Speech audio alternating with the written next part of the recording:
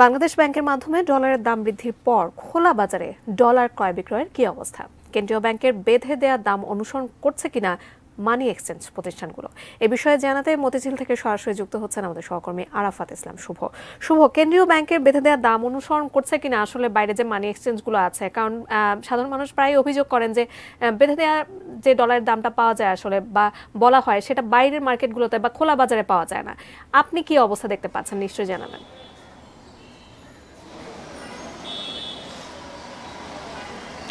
জি, আমি আজকে সকাল থেকেই বিভিন্ন মার্কেট ঘুরে দেখছি। পুরোনা পল্টন, ফকিরাপুল এবং এই মুহূর্তে মতিঝিলের দিলখুশায় কয়েকটি মার্কেট রয়েছে, সেখানে আমি খোঁজখবর নিচ্ছিলাম এবং যেটি দেখছিলাম এক কথায় বলা যেতে পারে যে বাজার অনেকটাই ডলার শূন্য বা ডলারের একটি যে কৃত্রিম সংকট সেটি দেখা যাচ্ছে।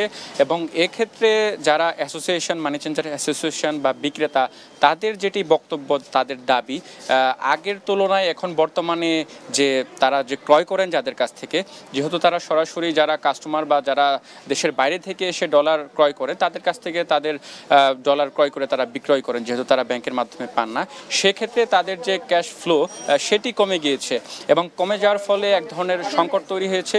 এবং এই সংকট তৈরির ফলে কিছু অসাধু যারা ব্যবসায়ী রয়েছেন বা মানি এক্সচেঞ্জ প্রতিষ্ঠানের যারা রয়েছেন, তারা কিন্তু অনেক ক্ষেত্রে একটু বেশি দামে তারা যেটি ডলার বিক্রয় সেটি করছেন।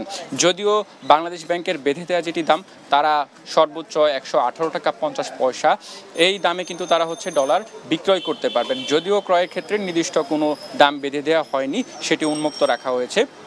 এবং অনেক ক্ষেত্রে কাস্টমারদের ক্ষেত্রে আমরা যেটি দেখতে পাচ্ছি, যার বেশি চাহিদা, দেশের বাইরে যেতেই হবে কিন্তু ডলার পাচ্ছেন না, সেক্ষেত্রে কিন্তু তার কাছ থেকে কিছু টাকা বেশি দামে কিন্তু এই ডলারটা বিক্রয় করা হচ্ছে। এটি মূলত বর্তমানে বাজারের অবস্থা।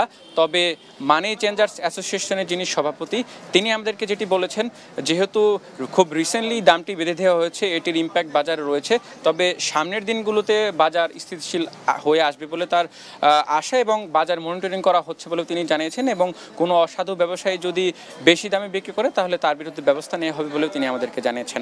সব মিলিয়ে এখন পর্যন্ত এই ছিল আমার কাছ থেকে খোলা বাজারে ডলার ক্রয় বিক্রয়ের সর্বশেষ আপডেট।